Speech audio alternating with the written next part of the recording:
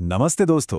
सोचिए एक ऐसी प्राचीन किताब जिसने सदियों से दुनिया भर के सेनापतियों, नेताओं और यहाँ तक कि आज के बिजनेस एग्जीक्यूटिव्स का दिमाग घुमा कर रख दिया है।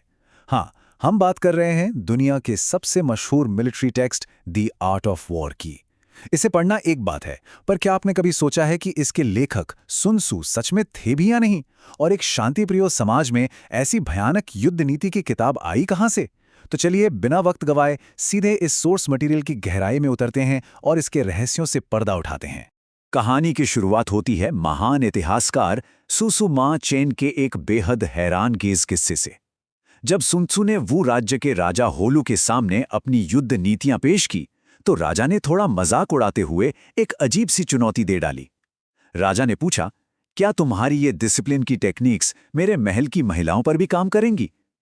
सुन त्सु ने बिना हिचकिचाए हां कह दिया। बस फिर क्या था, राजा ने अपने महल से 180 रानियों और दासियों की एक फौज खड़ी कर दी। सुन त्सु ने उन्हें दो ग्रुप्स में बांटा, राजा की दो सबसे पसंदीदा रानियों को लीडर बनाया, सबके हाथ में हथियार थमा दिए और ड्रिल शुरू कर दी। पर जैसे ही सुन त्सु ने मुड़ने का आदेश दिया, सारी रानियां जोर जोर से हंसने लगीं। उनके लिए तो ये किसी खेल जैसा था। अब यहाँ सन त्सु का एक अलग ही रूप सामने आता है, एकदम सख्त। जब पहली बार महिलाओं ने हंसी मजाक किया तो सन त्सु ने साफ कहा, देखिए, अगर आदेश स्पष्ट और समझ में आने लायक नहीं है तो यह सेनापति की गलती है। उन्होंने दोबारा नियम समझाए। लेकिन जब दूसरी बार ड्रिल हुई और रानियां फिर से हंसने लगीं, तो सन त्सु का रुख बिल्कुल बदल गया। उन्होंने कहा, अब जब आदेश स्पष्ट थे और फिर भी सैनिक बात नहीं मान रहे, तो ये गलती उनके लीडर्स की है। राजा होलू दूर से ये सब देख रहे थे और उनके तो होश ही उड़ गए। उन्होंने तुरंत इस ड्रिल को रोकने का आदेश भेजा, क्योंकि वो अपनी खास रानियों को खोना नहीं चाहते थे। पर सन त्सु का जवाब था कि मैदान जंग में एक सेनापति राजा के हर आदेश को मानने के लिए बाध्य नहीं होता। और उन्होंने वही किया जो उन्हें ठीक लगा। अनुशासन तोड़ने के आरोप में उन दोनों रानियों को मौत के घाट उतार दिया। बाप रे! पर आपको पता है, इसके बाद बाकी सभी महिलाओं ने बिना एक आवाज किए पूरी ड्रिल बिल्कुल परफेक्टली पूरी की। तो अब आते हैं हमारे पहले मुख्य सवाल पर। क्या सुन त्सु सच में थे? आइए इस इतिहास की थोड़ी पड़ताल करते हैं। यह बड़ा ही दिलचस्प विरोधाभास है। एक तरफ तो सु मा चेन की किताब शी ची है, जिसमें सुन त्सु की पूरी बायोग्राफी भरी पड़ी है, उनका राजा होलू से मिलना, चू राज्य को हराना, सब कुछ। लेकिन दूसरी तरफ एक प्राचीन दस्तावेज है जिसे दत्सोचवन कहते हैं। ये उस दौर का सबसे बड़ा और भरोसेमंद हिस्टोरिकल रिकॉर्ड माना जाता है। आप हैरान होंगे ये जानकर कि इसमें उस समय के छोटे मोटे लोगों का तो जिक्र है, पर सुन त्सु जैसे महान सेनापति के बारे में एक शब्द भी नहीं। बिल्कुल शांति। और सच कहूं तो यही खामोशी सबसे बड़ा शक पैदा करती है। और इसी खामोशी को पकड़ा सुंग राजवंश के एक बड़े विद्वान ये शुइशिन ने। उन्होंने तो एक बहुत ही बड़ा दावा कर दिया। उन्होंने सीधा कहा कि सन त्सु का अस्तित्व ही एक मिथक है, एक मनगढ़ंत कहानी। उनका तर्क बड़ा सिंपल था। उस जमाने में जो नेता होता था वही सेनापति भी होता था, तो किसी एक अलग पेशेवर जनरल का होना उस समय के समाज से मेल ही नहीं खाता। उनके अनुसार ये पूरी कहानी उन शिक्षकों और सिद्धांतवादियों ने बनाई थी जो बस अपने युद्ध के नियम प्रचलित करना चाहते थे। तो फिर आखिर सच क्या है? इसे समझने के लिए हमें किसी दूसरी किताब में नहीं, बल्कि द आर्ट ऑफ वॉर के अंदर ही छिपे सुरागों पर ध्यान देना होगा। जरा इस टाइमलाइन पर गौर कीजिए। ये वू राज्य के असली युद्धों को दिखाती है। 514 बीसी में राजा होलू गद्दी पर बैठे। 506 बीसी में उन्होंने अपने सबसे बड़े दुश्मन चू राज्य को हरा दिया। पर असली ट्विस्ट आता है 505 बीसी में, जब एक नए दुश्मन युए राज्य ने उन पर पीछे से हमला कर दिया। ध्यान दीजिएगा, ये टाइमलाइन इस किताब के लिखे जाने की असली तारीख तय करने में एक मास्टर की का काम करती है। ऐसा क्यों? क्योंकि किताब के 11वें अध्याय में साफ तौर पर लिखा है कि वू और यूए के लोग आपस में जानी दुश्मन हैं। अब थोड़ा सोचिए, इतिहास हमें बताता है कि उनकी दुश्मनी तो 505 बीसी के आसपास शुरू हुई थी। इसका सीधा सा मतलब ये निकलता है कि ये किताब 505 बीसी के बाद लिखी गई होगी, उससे पहले नहीं, जब वू का मुख्य दुश्मन चू था। कमाल की बात तो यह है कि इस पूरी किताब में चू का कहीं जिक्र तक नहीं है।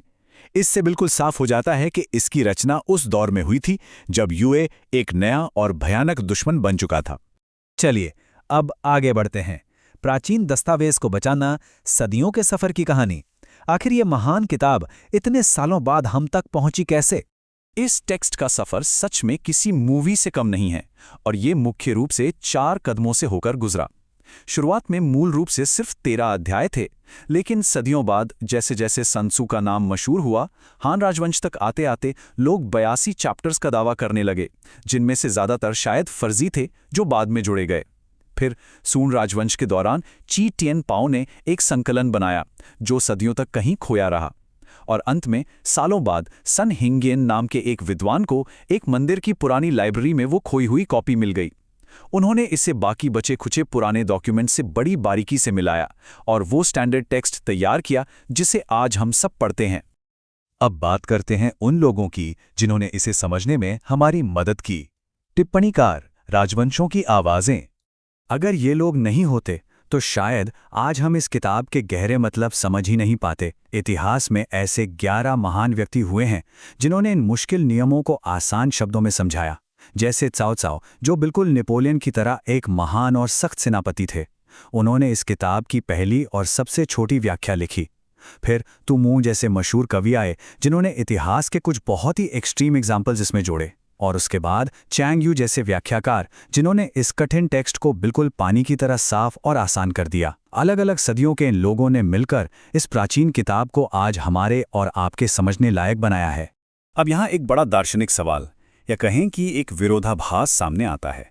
हम जानते हैं कि चीन का इतिहास युद्धों से भरा पड़ा है, लेकिन वहाँ के विचारक और समाज पारंपरिक रूप से हमेशा शांति और अहिंसा को सबसे ऊपर मानते थे। तो एक ऐसा समाज जो शांति का पुजारी हो, वहाँ दुनिया की सबसे खतरनाक मिलिट्री स्ट्रैटेजी की किताब कैसे अपनाई गई?